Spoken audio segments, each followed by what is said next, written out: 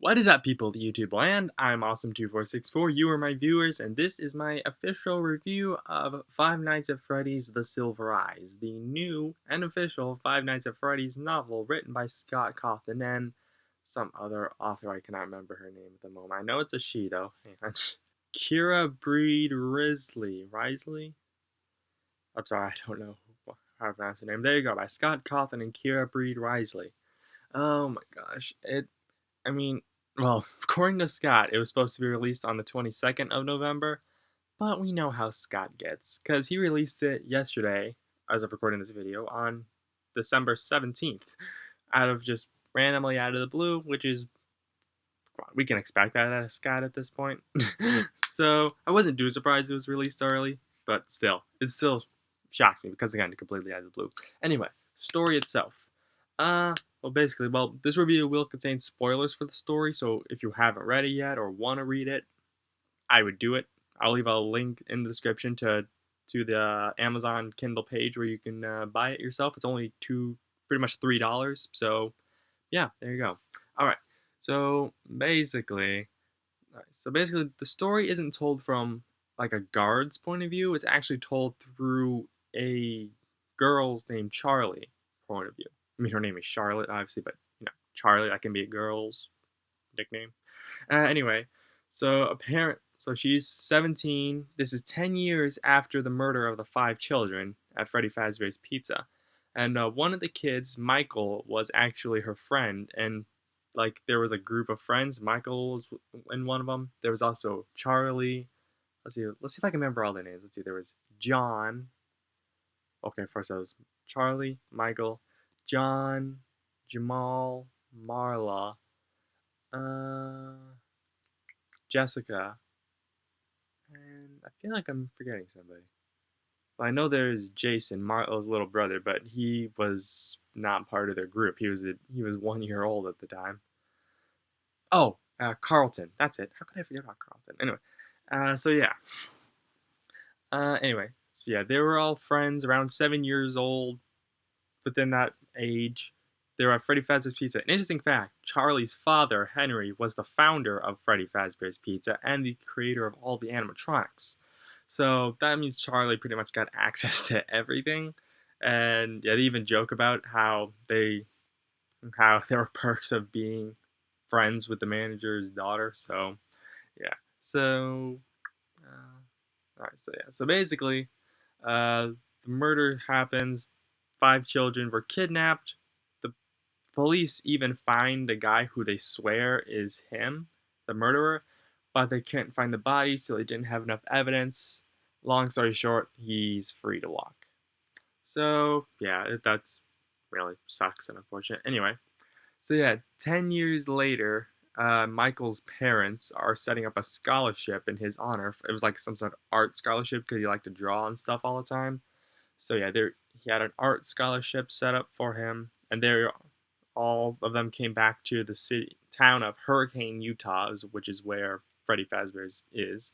And yeah, all reunite, catch up on times. They've all spread out across the country.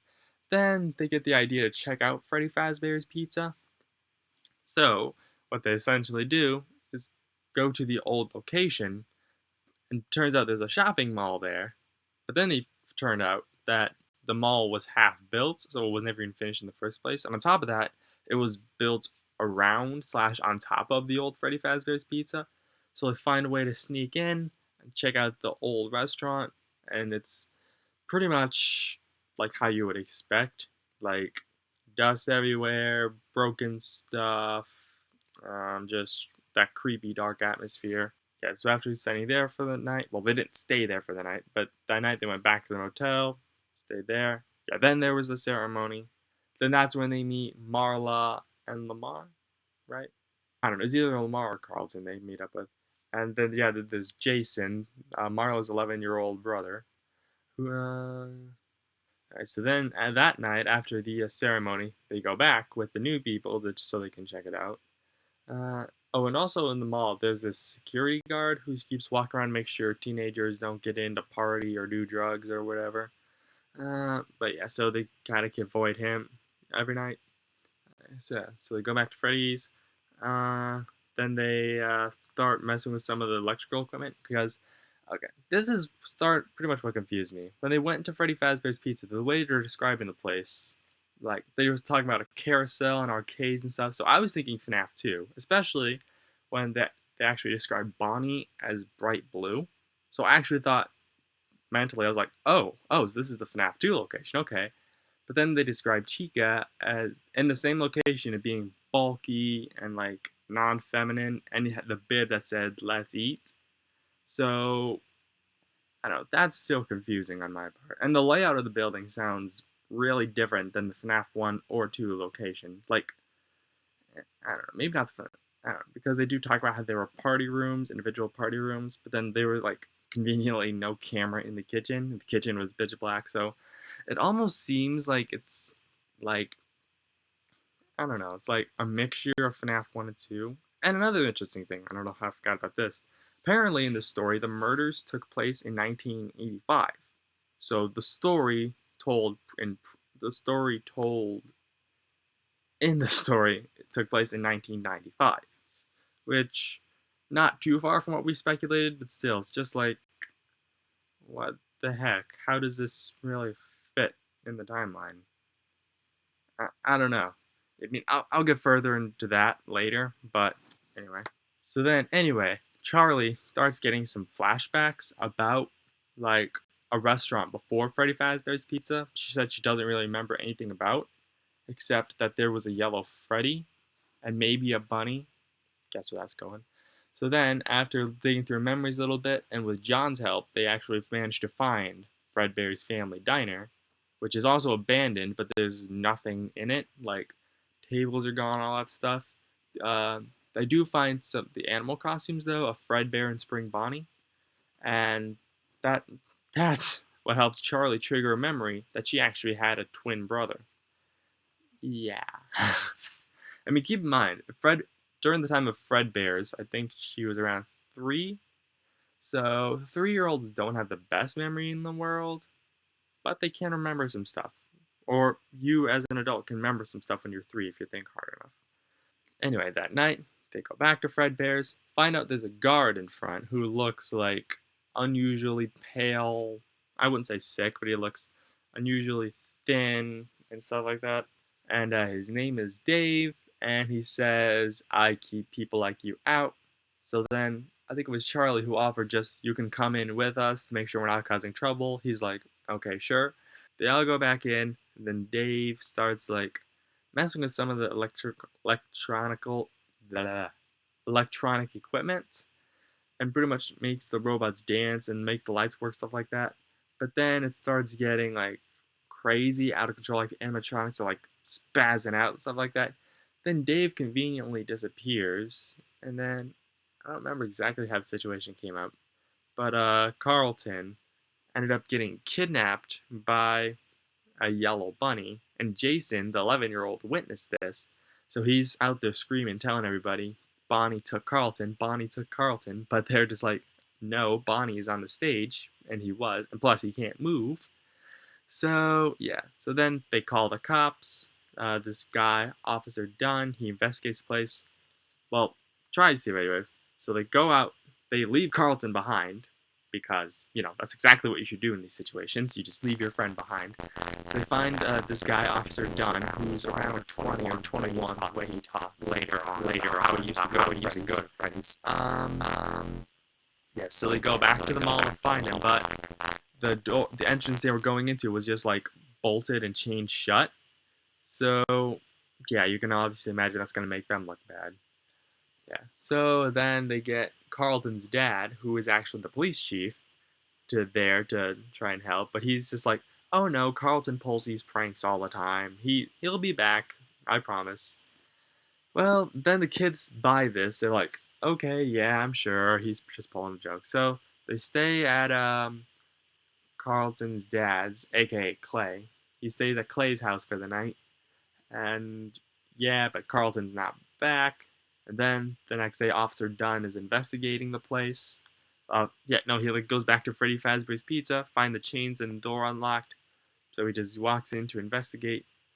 And then, long story short, he's killed by Spring Bonnie. He's like stabbed and yeah, he's killed. Oh boy, yeah. Alright, so then Charlie and John go to the library to find out more about Fredbear's family diner, about what could have happened there.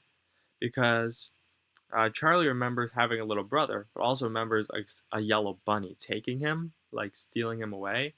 So they go to the library to find out more. And long story short, there, on Halloween of 1982, I believe it was, a little boy was kidnapped in Fredbear's family diner, the owner's son. So, yeah. So that pretty much caused them to shut the restaurant down and move and start a new restaurant. And then shortly after that is when Charlie's mom left Charlie's dad. Yeah, and then the 5 murders happen. Then Freddy Fazbear shuts it down.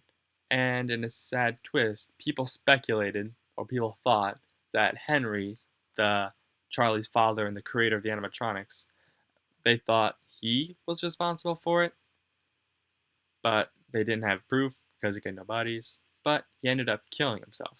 Yeah. Yeah, so all this time, Charlie's been living with her aunt. So, yeah. Right. So, anyway, they go back to Freddy's to try and free Carlton. And, yeah, the animatronics. This is the fun part.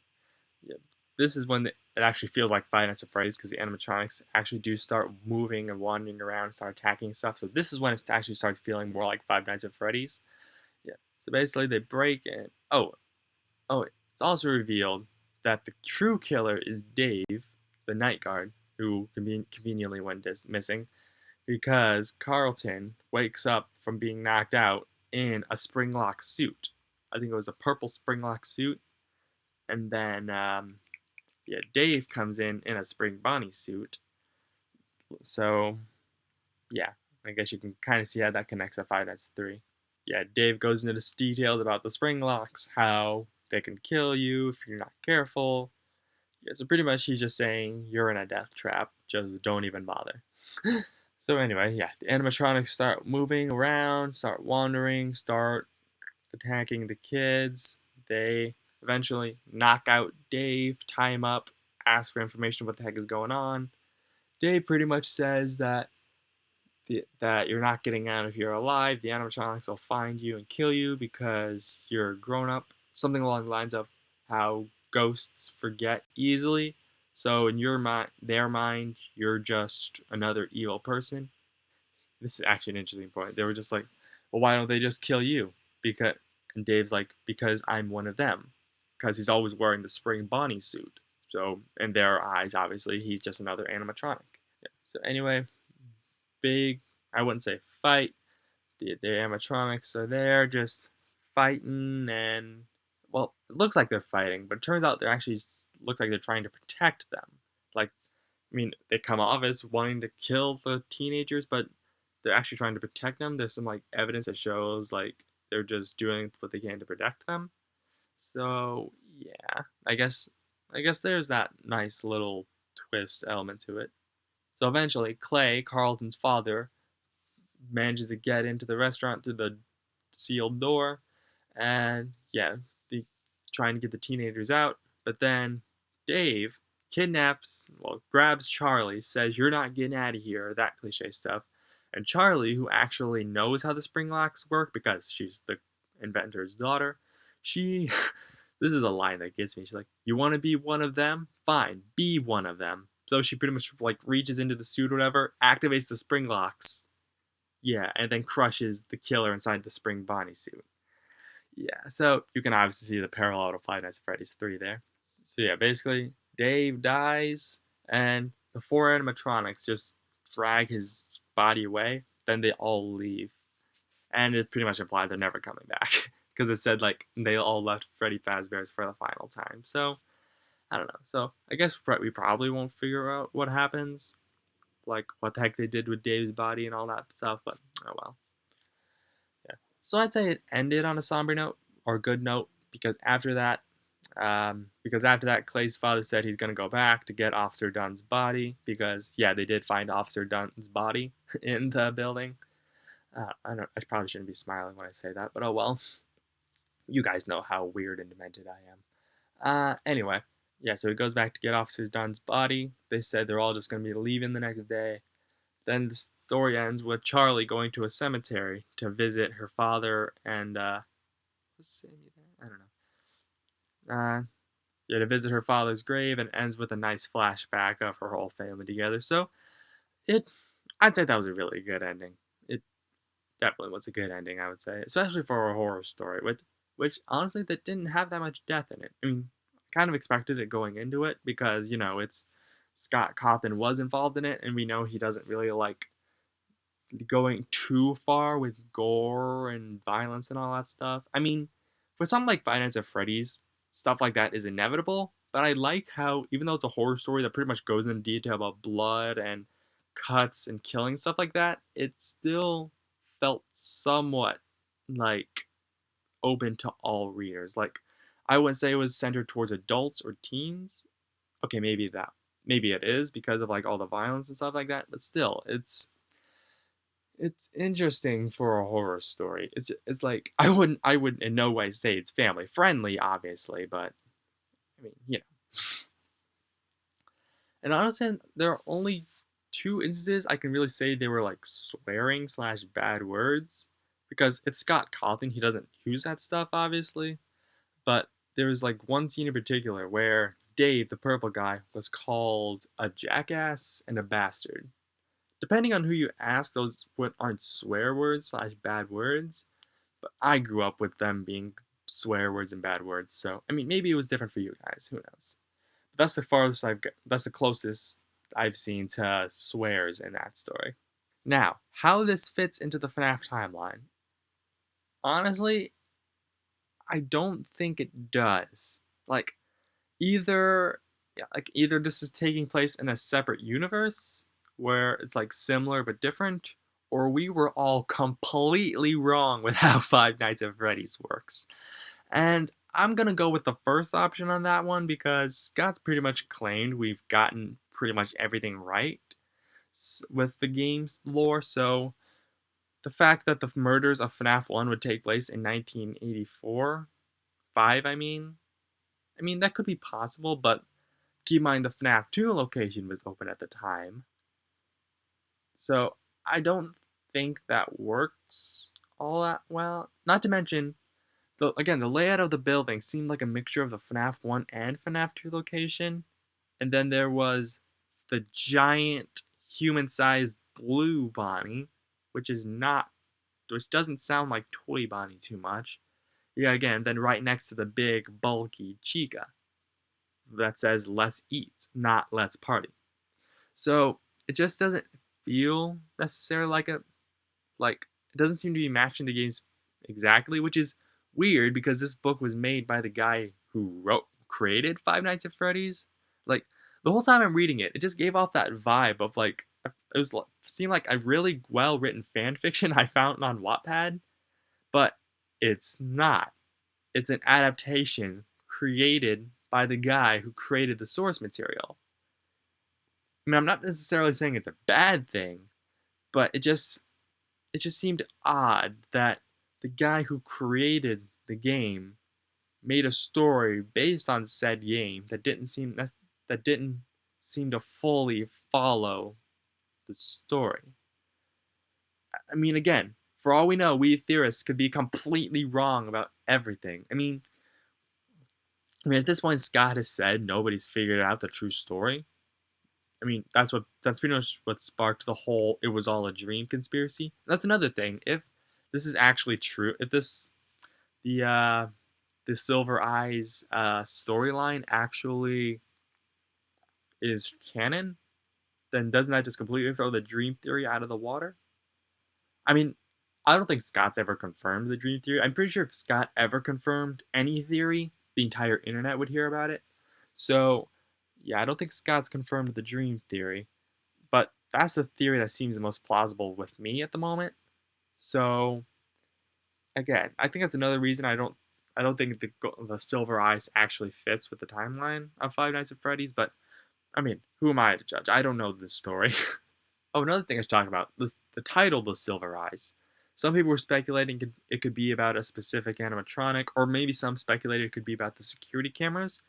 That's the option I was leaning towards, but it turns out the Silver Eyes is it's said several times throughout this story, and it's actually talking about the animatronics. So it's just like not, at least I don't believe so, one specific animatronic. It's talking more about like the animatronics as a whole. Silver eye, their silver eyes staring at stuff. So it's, if you're wondering where the title came from, it's because of the animatronics, which seems logical enough for a Five Nights at Freddy's story. And with that, I really don't know what else to say. It was a real it was a really great story. I will give it that. Even though it didn't feel like it belonged to Five Nights at Freddy's, you may not even be a fan of Five Nights at Freddy's, but I think you will enjoy this story because there were times where I forgot I was reading a Five Nights at Freddy's story. It just felt like another missing children murder case. That's not a bad thing. Don't get me wrong. That is in no way a bad thing. But it just felt like, I mean, it wasn't so heavily focused on like Freddy Fazbear's Pizza and Five Nights at Freddy's and all that stuff. It felt like its own story as opposed to Five Nights at Freddy's. Well, maybe not as opposed to, but at the same time of Five Nights at Freddy's. So, I mean, if you love horror stories or suspense or good, just writing in general, I would really, really, really recommend this book. It again, I'll leave a link in the description to the page where you can buy it. It's only $3. It's really not that expensive, especially for an ebook. I mean, unless you're waiting for the physical copy to come out sometime in 2016. Of course, knowing Scott, is probably going to be out tomorrow. But seriously, though, yeah, the ebook, Amazon right now. Again, you don't need a Kindle. I mean, I read the whole thing on my phone. It's in no way a Kindle. So yeah, you just need the Amazon Kindle app. As Scott said, that's on Android and iPhone and computer. So unless you have neither of those things, I don't know how you're watching this, first of all, but yeah. So yeah, there's that. I gave it 5-star review. That's not just because I felt obligated to. It's because I truly did enjoy the story. It's a really lengthy one, I'll give you that. It's a lot longer than anything I've ever written. But in a good thing though. It's not like, it didn't feel like filler. It didn't feel like it was just fill and stuff time. Like it all seemed very important to the plot. So, and that's always good with a story. Like I mean, I'll admit I'm guilty of filler chapters and stuff like that. But I've learned to not do that now. So, yeah, there's that. All right. So I guess that's enough of my rambling. That's my analysis/review of Five Nights at Freddy's: The Silver Eyes. It, again, would completely recommend it. Whether or not you're a fan of Five Nights at Freddy's, I'd say it's very much worth a read. And yeah, with that, I guess I'm done here. And before I go, I have set up a Patreon account for me, like, because, like, I mean, you know, it'll say, like, in the description and stuff, pretty much my situation, blah, blah, blah, pretty much my situation, that pretty much, like, I'm me, and, need money. I mean, everyone needs money, but pretty much saying, like, how the more money I earn through other means, the less I gotta work, the more time I have to write stories. So, yeah. I mean, I'm not forcing you guys. I'm not forcing you guys to, like, follow me or pledge or anything. I'm not forcing you to. That the whole point of it is for it to be voluntary. But yeah, I'll leave a link to that in the description below so you could at least check it out or maybe link it to someone who would help. And yeah, with that, I guess I'm out of here. So, all right. So, thank you so much for watching. If you enjoyed this, please give it a like, comment what you thought. Yeah, again, just comment what you thought about this story. Did you like it? Are you interested in reading it? Did you, just let me know what you guys thought of this book. That's all pretty much I'm getting at. So yeah, just leave a like, comment down below. Maybe check out my channel for some other stuff I do. I'm pretty much all over the place at this point, so maybe there'll be something you like. And yeah, remember to stay awesome. See ya!